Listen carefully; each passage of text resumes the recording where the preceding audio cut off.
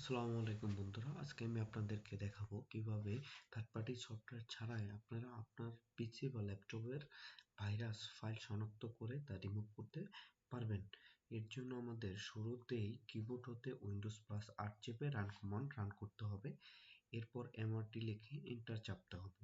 চাপার সাথে সাথে যাদের কনফিগারেশন ভালো ফাইল পপ আপ হবে, আর যাদের কনফিগারেশন স্লো তাদের একটু সময় নেবে। আমার ল্যাপটপের কনফিগারেশন যেহেতু একটু স্লো, এই জন্য একটু সময় নিচ্ছে।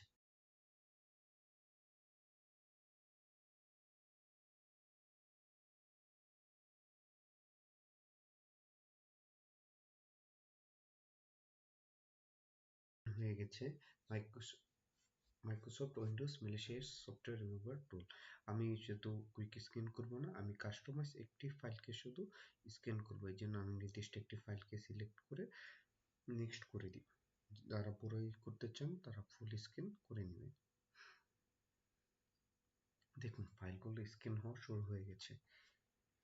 যারা ফুল স্ক্যান দেবেন তাদের অবশ্যই অনেক সময় লাগবে, এর জন্য একটু ধৈর্য ধরতে হবে, কারণ একটি ল্যাপটপ বা পিসিতে উইন্ডোজের অনেকগুলো ফাইল থাকে যেগুলো স্ক্যান হতে অনেক সময় নেবে। যেহেতু আমি একটি স্পেসিফিক ফোল্ডারকে স্ক্যান করতে দিয়েছি, এই জন্য একটু সময় লাগবে।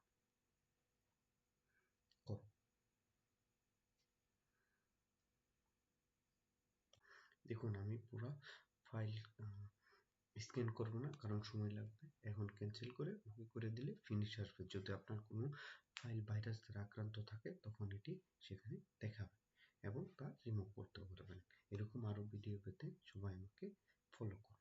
ধন্যবাদ।